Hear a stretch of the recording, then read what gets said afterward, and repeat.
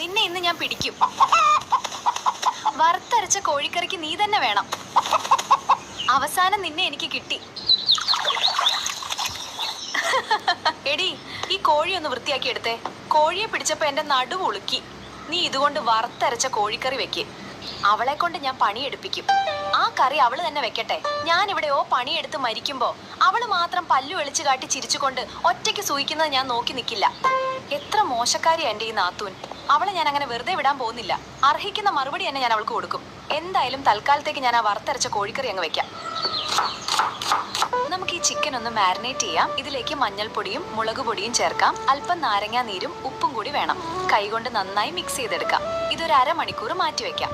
എണ്ണ ചേർക്കാതെ ചട്ടി ചൂടാക്കുക. തേങ്ങ, ഉള്ളി, വെളുത്തുള്ളി, ഇഞ്ചി, പെരിഞ്ജീരകം, കറിവേപ്പില എന്നിവ ചേർക്കുക. ഇത് നന്നായി വറക്കുക. കരിഞ്ഞു പോകരുത്. മല്ലിപ്പൊടിയും മുളക് പൊടിയും ചേർക്കുക. പച്ചമണം മാറുന്നത് വരെ ഇളക്കുക. ഇത് നന്നായി തണുക്കട്ടെ. ഇത് നമുക്ക് അമ്മിക്കല്ലിലേക്ക് മാറ്റാം. ഇത്തിരി വെള്ളം ചേർക്കാം. നല്ല വെണ്ണ പോലെ അരച്ചെടുക്കുക. അമ്മിക്കല്ല് ഉപയോഗിക്കുന്നതാണ് ഏറ്റവും നല്ലത്. തക്കാളിയും മഞ്ഞൾപ്പൊടിയും ഉപ്പും ചേർക്കാം. ഇതൊന്ന് വഴറ്റിയെടുക്കാം. ഇനി ചിക്കൻ ചേർത്ത് നന്നായി ഇളക്കാം. ഇതൊന്ന് മൂടി വെച്ച് വേവിക്കാം.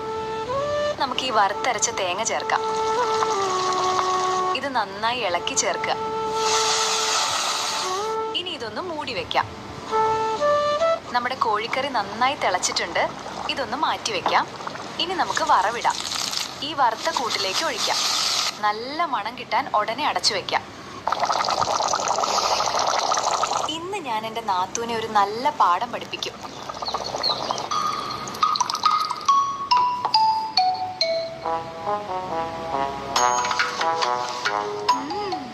എന്നെ കൊണ്ട് നിർബന്ധിച്ച് കോഴിക്കറി വെപ്പിച്ചതല്ലേ എന്റെ പൊന്നു നാത്തൂനെ. ബാക്കിയുള്ളവർക്ക് വേറെ കറി എടുത്ത് വെച്ചിട്ടുണ്ട്.